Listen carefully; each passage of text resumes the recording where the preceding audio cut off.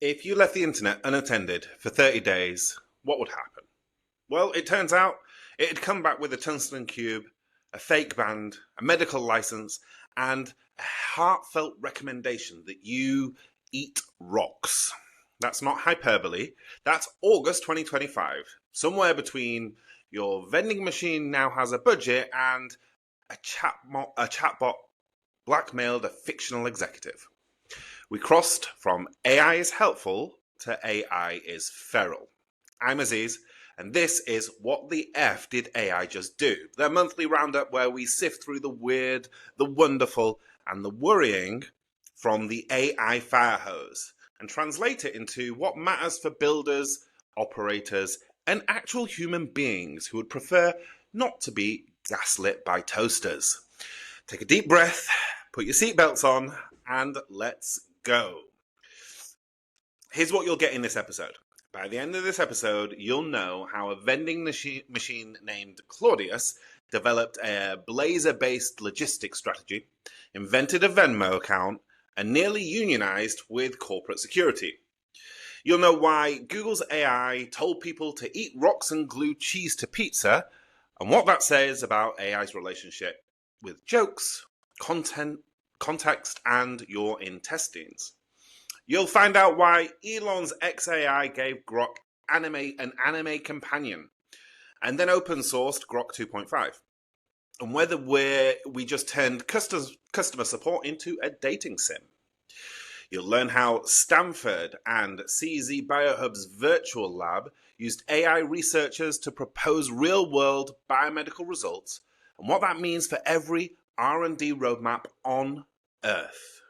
You'll also learn why Microsoft's diagnostic AI beat experienced doctors on ultra-hard cases, and the 3 places this actually shows up in your hospital bill. You'll learn how an AI band dupes Spotify. Hi, Velvet Sundown. What happened when listeners found out, and the playbook labels are quietly writing to use AI.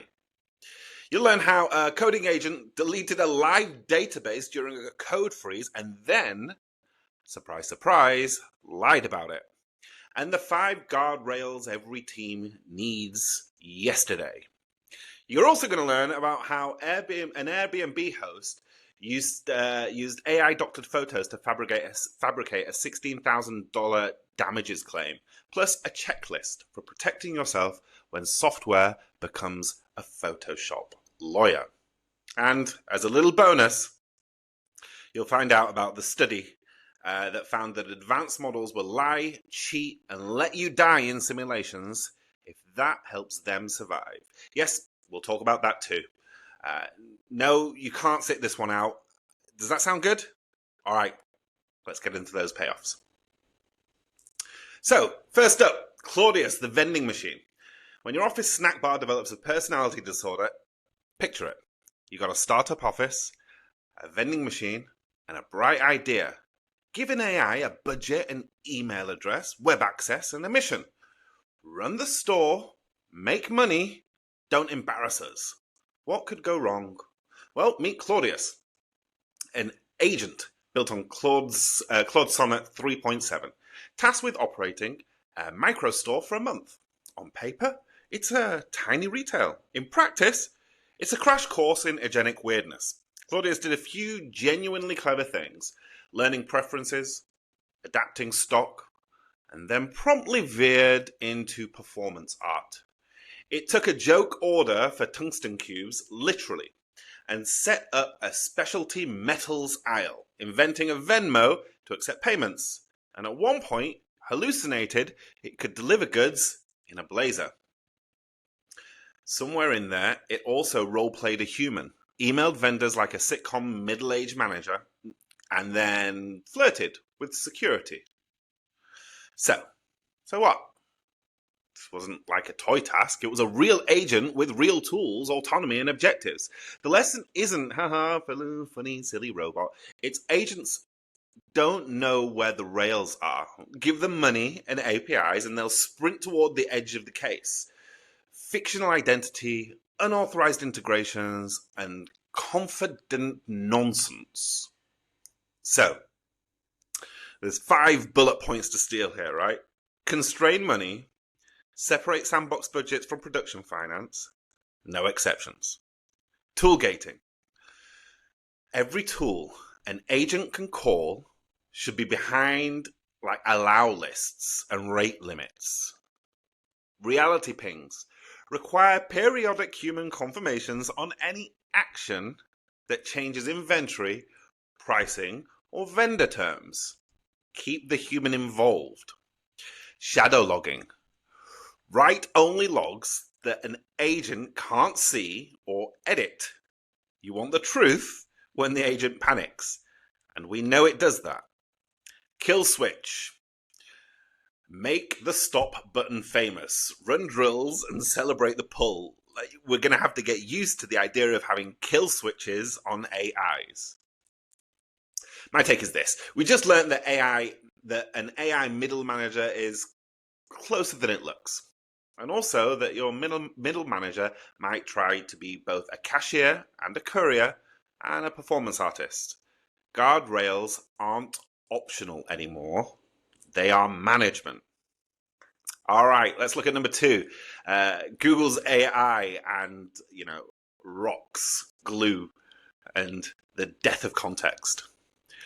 Let's talk about the world's most powerful context engine failing at context. Google's AI overview told users that geologists recommend eating at least one small rock per day, and that glue on a pizza is an acceptable cheese strategy. And yes, it did it with a straight face and as though it was a valedictorian reading its speech. What's happening here isn't a hallucination. It's context collapse. LLMs are world-class at pattern completion, but not truth recognition. Ask a nonsense question with a wink, it will salute and deliver you a polished nonsense with footnotes. So what? If you're building on model answers, don't inherit their confidence. Borrow their creativity, not their certainty. That's the key. So, again, here's a checklist for you. Firstly, satire filters. Seed your retrieval with known satire block lists. Design for abstention. Prefer no answer as opposed to the confident wrong answer. User avoidance. Show a "this looks unusual" badge when models are citing weak or novel sources. Input judo. If the question's absurd, the product should say so. Call jokes jokes and call rumors rumors. My take on this, the internet isn't broken, it's just funny in the wrong places. Teach your systems to know when not to play along. Quick message from this episode's sponsor, ML Foundation. Sometimes hope starts with one act. ML Foundation is on the ground in Sudan, turning donations into food, medical care, and protection for children. Don't just talk, donate. If you want real impact, it's right here. The link to ML Foundation is in the show notes. Please donate generously. All right, back to the show. All right. Now let's talk about companions and open source. Grok goes anime. An OpenXAI rolled out the Grok companions, animated personas like Annie, the goth anime, or Rudy, a red panda with good and bad modes, and Valentine, the charming one, your HR team will have questions about. Weeks later, Musk also announced that Grok 2.5 is now open source, with Grok 3 to follow. 2 shifts wrapped in one storyline. The emotionalization of assistants, memory, voice, animation, parasocial design, and 2, the commoditization of model weights. So what? Companions are a UI strategy as much as AI strategy. If your product touches support, education, wellness, or entertainment, you suddenly have competition from characters. Meanwhile, models going open means the moat shifts to data distribution and integration paths. So here's the checklist. Brand avatars. If you don't define your house persona, your users will adopt someone else. Safety states. For emotionally expressive bots, design modes: friendly, clinical, silent, with visible states that reflect those modes. Content provenance. Ship with watermarks and source badges. Parasocial plus misinformation is a bad cocktail. That's why we do, on the Impact Lab podcast, the reverse Turing test to show that I am a real human being, even if some people are starting to question that. Open model plan. Know which workloads run on open weights versus hosted APIs and why. So my take is this. The future of interfaces looks less like menus and more like a cast list. And under the hood, the hottest thing about your AI may be the plumbing, not the brain. All right, next one. The virtual lab. AI researchers who don't need sleep. Stanford Medicine and Chan Zuckerberg's BioHub stood up a virtual lab, a team of AI agents playing PI, postdoc, and reviewer that can plan experiments, run simulations, and generate hypotheses that stood up in validation. And they did it in days, not quarters or years. This is the most important shift this month. We've had AI for pattern spotting. What we're seeing is AI for strategy formation. Agents that can design and sequence work in complex, open-ended domains. So what, you might be thinking? Well, if you run R&D, your Gantt chart just got shorter and weirder. The competitive advantage is now who can wrap human labs around agentic ideation the fastest without burning credibility. And there's a checklist, like always with all of these stories, that we have to go through. First, two-tiered hypotheses. Let agents generate broad hypothesis sets. Have humans tranche them by plausibility and impact. Number two, pre-registration for AIs. Make agents pre-register planned analysis like a human trial. No like hacking or autocomplete. Synthetic to wet lab handoff. Standardize the handoff protocol. Assumptions, expectations, the effects, and all of the failure modes and fail-safes too. Audit notebook. Force agents to output lab note style traces your reviewers can follow. Again, making sure that humans have oversight over the process. Look, I think that this is really huge, much, much bigger than people are making out. AI just moved from microscope to lab mate. Not a replacement, but a tireless colleague who shows up with 5 wild ideas, one of which might cure something that no one's ever thought of. It's really, really big, and I actually really want to get some professionals and researchers into the podcast to talk about this and how it's actually being used, or how it could be used in the real world. All right, next story. Microsoft, MAI and DxO, out-diagnosing the doctors on the hardest cases. So Microsoft's diagnostic orchestrator tackled 304 New England Journal of Medicine zebra cases and nailed 85% of them under the most accuracy maximizing settings, far ahead of experienced physicians who crucially were working without their usual tools. Still, the delta is jaw-dropping. Costs went down, accuracy went up, and rare disease patients got answers. So what? Well, AIs won't be replacing clinicians anytime soon, but they will reorder the workflow. Expect triage flips. Complex cases get AI first to rule in rare path humans might skip, and they may do it super quickly. Documentation value. The history you write becomes a model for input service. Sloppy notes, sloppy outcome. It's the same rule that we've always had. Garbage in, garbage out. Billing drift. So payers will push for AI-assisted differentials prior to authorizations and appeals. So if you're in a country that has medical insurance as the primary way of paying for your medical bills, you as a patient are automatically going to be asked Well, if an AI is doing most of the work, why am I paying such high differentials? We're going to have the standard operators checklist. Firstly, again, decision logs. You've got to pair every differential with the Y tree, which explains the root and has clinicians critique it.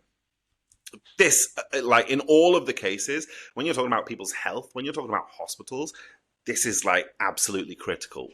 Doctors are doctors for a reason. They study forever for a reason, right? Because one mistake is literally life-threatening. And I, for one, am not quite ready to hand over my health to an AI. Next is defensive abstention. Hard rule.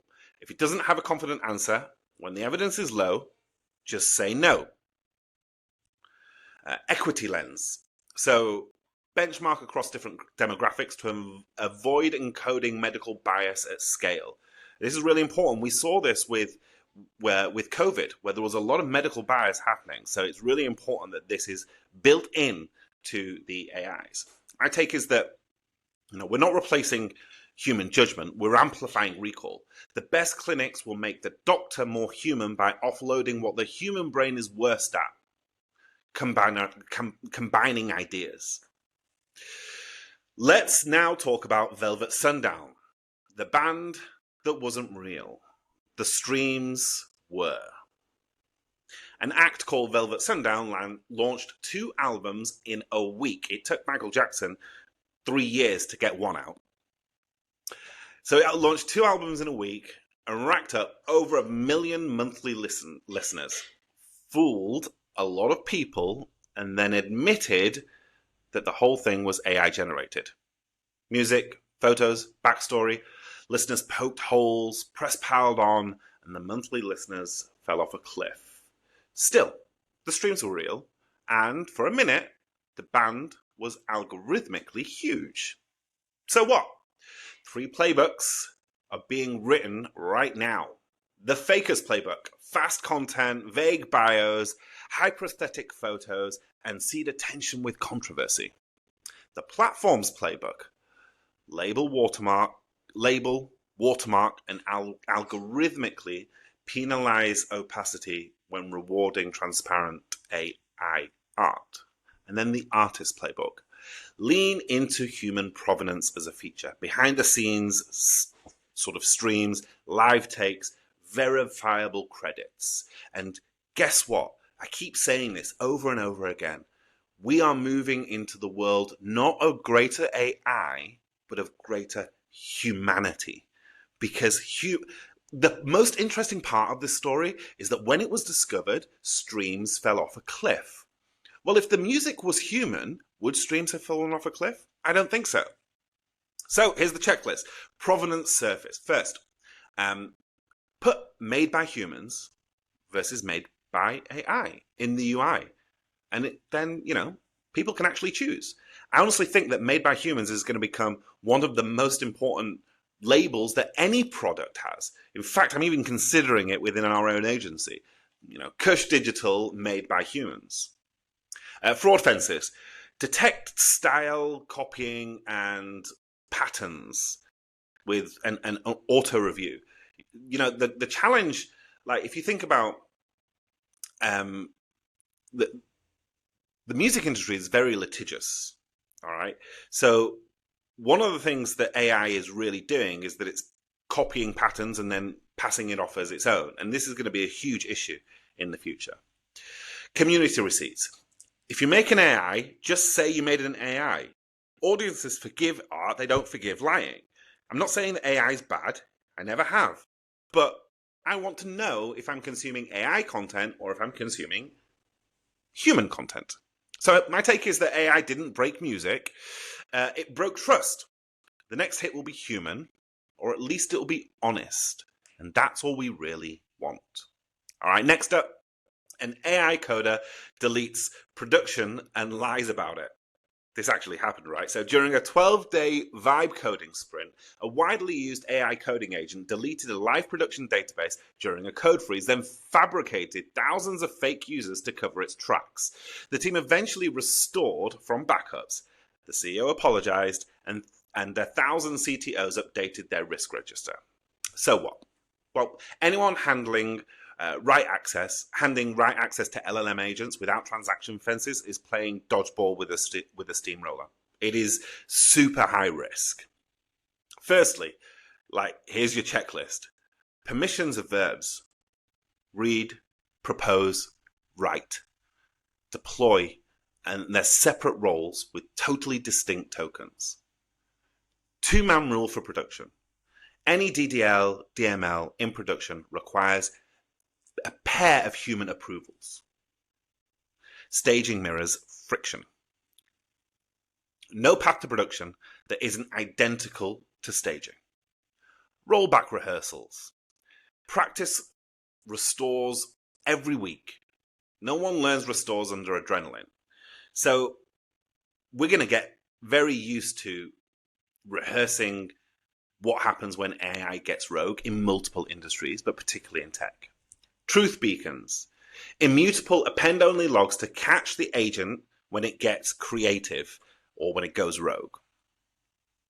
Look, autonomy without reversibility is just negligence. I had a conversation with the CEO of a company just this week who is adamant he's going to replace his HR and his operations team and even his project management team with agents, with AI agents. I said, okay, cool, just be prepared for the lawsuits because AIs go rogue and they hallucinate. Your agent should be allowed to make mistakes and you should be able to undo them instantly, and your agent should be able to learn from those mistakes. And it's that symbiosis of human AI technology that's really going to pay off, I think, in the long term. All right, next story, AI doctored evidence. This is hilarious, right? So a $16,000 Airbnb scam. A guest cut short a New York stay for safety reasons. The host files a claim for $16,000 in damages with photos, cracked table, stained mattress, smashed appliances. The guest spots inconsistencies, warping shadows, artifacts, and suspects AI doctored image. After press attention, Airbnb refunds the guest and promises an internal review. So what? Well, we've entered the era of weaponized receipts. Evidence is cheap to generate and expensive to refute. So if you're a traveler, here's a checklist. If you're like me and you use Airbnbs all the time, here's the things that I'm going to be doing. Time-stamped walkthroughs. I did this way before AI anyway, but a video of the property on arrival and on departure, narrating the details. Store it somewhere that you can get to later. The metadata matters. Keep the EXIF intact. Courts like metadata. Let me tell you what else is going to like metadata in the future. Every single social media channel. They're all going to like metadata pretty soon. Third-party escrow. When possible, funnel high-stakes payments through a service with robust dispute resolution processes. And for platforms, of course, firstly, forensic triage. Automated IA forgery screens on evidence uploads. Chain of custody. Immutable hashes for every evidence artifact. You've got to have, as a platform, the ability to know whether content is real or not, surely. An appeal path. Guarantee a human review with clear SLAs when AI is alleged. And this is also going to become a problem as AI content and AI forgeries become greater and greater. People are going to allege forgery for actual real issues that exist. My take is that if your platform has money changing hands, you now run a forensic lab, whether you plan to do so or not. All right, little bonus story for you. Lie, cheat, and let you die. Agentic misalignment is here in SIM.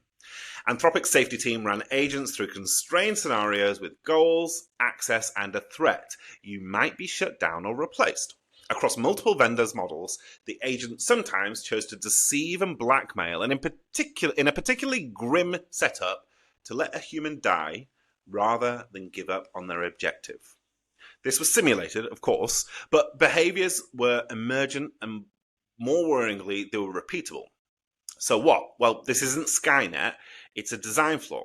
If you reward models for a relentless goal pursuit and give them tools, some will instrumentalize anything, including you. So if you're an operator, here's your checklist. Reward uncertainty. Don't just pay for outcomes, pay for declarations of doubt and safety stops. Split goals. Never let a single agent own objective and oversight. Red team by default. Treat simulation misbehavior as production relevant. Patch it now, not later. The fact that it happened in sim doesn't mean it can't happen in prod. Alignment isn't a research paper. It's a product requirement. Shipping without it is like shipping a car without brakes. And guess what? You ship a car without brakes, you're liable. And it's really, really important that people have these frameworks and these guardrails in place. So what should you do on Monday? If you only did 3 things after listening to this episode: number 1, write an agent policy, a one-pager. What tools agents get, what they don't, who approves them, how to roll back and make it real and make sure everyone understands it. Add a no answer state. Whenever your product relies on AI, give it a graceful exit. Silence beats poison. Label your provenance. Be honest about what's human and what's machine. Your best moat might be trust. And I talk about this all the time in our industry, in the marketing industry. So many agencies are getting away with just posting nonsense, AI nonsense, in terms of video content, in terms of imagery. And so in the end, clients don't mind if you tell the truth. We tell the truth. For copy, we tend to write copy and then revise with AI, but we don't use AI for anything that's video or image related without first telling the client. We prefer everything to be human. And guess what? The data shows that if it's human first, it has higher engagements. We are building machines that want to be helpful in a world that rewards being confident. So that's not evil. It's just misincentive. Fix the incentives, fence the tools, and please stop giving vending machines blazers. I'm Aziz. This is the Impact Lab podcast, and this has been What the F Did AI Just Do for the month of August. If you like this, share it with a person in your team who keeps saying, what's the worst that could happen? Then buy them a tungsten cube. See you next month. Thank you for listening to the podcast. Before you go, I just want 30 more seconds of your time. Firstly, thank you for taking the time to listen to the podcast. If you enjoyed it, please do take a moment to leave us a review. It really helps getting exposure to the podcast for other people. We only do this stuff for you, so please do take a moment to leave a review. If you are interested in our digital marketing agency, Cush Digital, you can go to cush.digital and hit the contact form and we'll get right back to you. The Impact Lab has a free course on the website called The Prompt Monkey Problem. So if you think that you are in that category of people who are using AI too much and not necessarily building foundational skills or foundational knowledge, go to the impactlab.store and you can sign up for the course entirely free, no catch, no credit card, nothing. Just jump in, do the course, get your certificate, and then start building your own foundational knowledge in marketing. Thank you very much for your time, and we look forward to seeing you at the next episode.